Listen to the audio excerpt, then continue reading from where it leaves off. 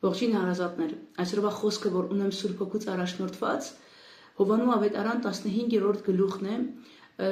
Տեր Հիսուսն է խոսում ճշմարիտ որդի մասին։ Այս օրինակը ամբողջ գլուխը չեմ ընթերցանի, միայն 5-րդ խոսքից եւ խոսում է Տեր Հիսուսը։ Ես եմ ճշմարիտ որդը, եւ դուք ճյուղերն եք։ Նա, որ մնում է իմ մեջ եւ ես էլ նրա մեջ, նա շատ պտուղ է բերում, որովհետեւ առանց ինձ ոչինչ չեք կարող անել, ասում է Տեր Հիսուս։ Եթե մեկը իմ մեջ չմնա, նա ճյուղի պես դուրս կնետվի եւ կչորանա, եւ մարդիկ կհավաքեն դրանք եւ կրակը կգցեն եւ կվառեն։ Եթե դուք իմ մեջ մնաք եւ իմ խոսքերը ձեր մեջ մնան, պիտի խնդրեք ինչ որ կամենաք եւ այն պիտի ստանաք։ Իմ հայրը կփառավորվի դրանով եւ որ դուք շատ պտուղներ բերեք։ Այսպիսով դուք իմ աշակերտները կլինեք։ Ինչպես որ իմ հայրը ինձ սիրեց, այնպես էլ ես ձեզ սիրեցի։ Հարատևեցեք իմ սիրո մեջ։ Տեր Հիսուս ինչքան որ խոսում է, թեկուս առակներով, ամենահասկանալի լեզվով է խոսում։ Այս խոսքերը անգամ մեկնաբանության կարիք չունեն, այնքան պարզ է խոսում Տերը, որովհետև Տեր Հիսուսի նպատակը ոչ թե գեղեցիկ քարոզներ տալն է, այլ Տեր Հիսուսի նպատակն է, որպեսզի ես եւ դու հասկանանք։ Եվ դրա համար Տերը խոսում է ամենամատչելի, ամենահասկանալի լեզվով է խոսում։ Ասում է. նայեք, ես խաղողի որդն եմ, դուք ճյուղերն եք։ Եթե դուք կպած լինեք արմատին, որը որ ես եմ, դուք պտուղ կբերեք։ Եվ իմ հայրս կփառավորվի եւ իմ աշակերտները կլինեք։ Բայց եթե դուք կպած չլինեք արմատին, դուք կչորանաք եւ չոր կլինեք եւ չոր ճյուղի պես կլինեք եւ պտուղ չեք բերի։ Եվ պտուղ չբերող չոր ճյուղը ասում է հավաքում են եւ գցում են կրակների մեջ։ Տեր Հիսուս էլ ոնց բացատրի, որ առանց իրա մենք ոչինչ չենք կարող անել։ Սրանից լավ օրինակ չկա։ Եվ մարդը տեսնում է ծառը, եւ տեսնում է ծառի կողքը ընկած այդ չորացած ճյուղը, չէ, որ ծառից պոկվել է, նայում ես ծառը փարթամ, ծառը պտուղներ կա վրեն, բայց այդ նույն ծառից պոկված ճյուղը, որ կողքը ընկած է, պտուղ չի կարող բերել այդ ճյուղը։ Ինչու՞։ Որովհետեւ կտրված է արմատից։ Մենք սա հասկանում ենք, չէ՞։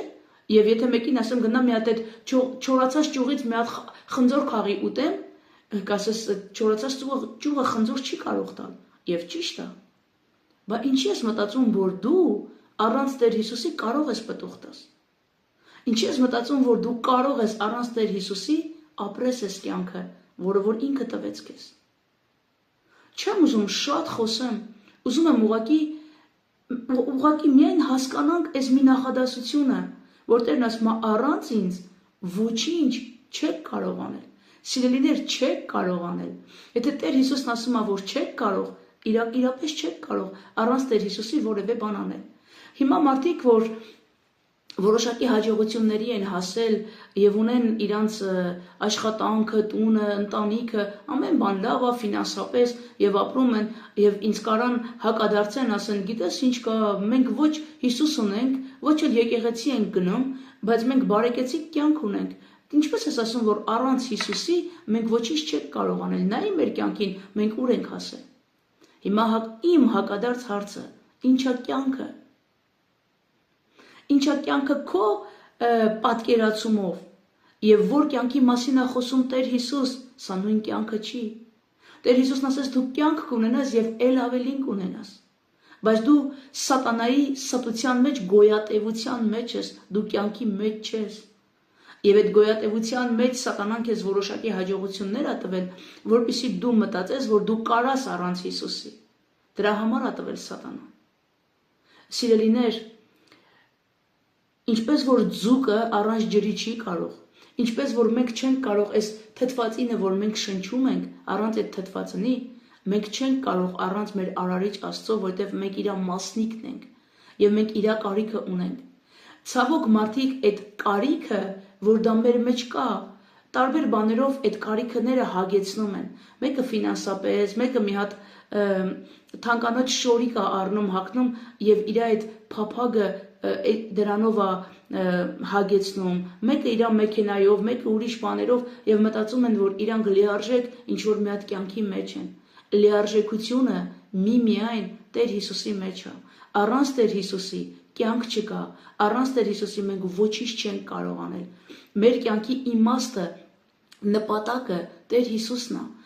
Առանց իրա մենք չգիտենք ինչի ենք եկել այս աշխարհ։ Առանց իրա մենք անպտուղ չորացած ճյուղեր ենք, որ ոչ մի բանի պիտանի չենք եւ ի վերջո մենք միայն կրակներին ենք արժանի լինելու։ Սիրելիներ, Տեր Հիսուս չի ուզում, որ մենք անպտուղ լինենք։ Տեր Հիսուս ուզում է, որ մենք պտղաբեր զավակներ լինենք իր համար։ Ուզում է, որ մենք միացված լինենք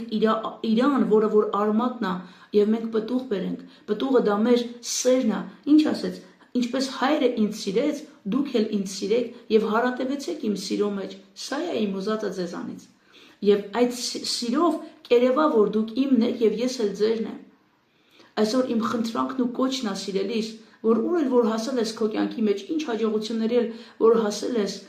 բարով վայելես, ինչ որ ունես, թող Տերը առատապես օրհնի, բայց երբեք ոչ մի բան մի վերագրի քո վրա, որ դա քո հաջողություններն է։ Ուղղակի Տերը քեզ ողորմացել է, ուղղակի Տերը քեզ համբերել է, ուղղակի Տերը քեզ հնարավորություն է տվել, որ այսօր կանչես նրա անունը, այսօր հասկանաս, որ առանց Տեր Հիսուսի քո կյանքը ոչ մի արժեք չունի։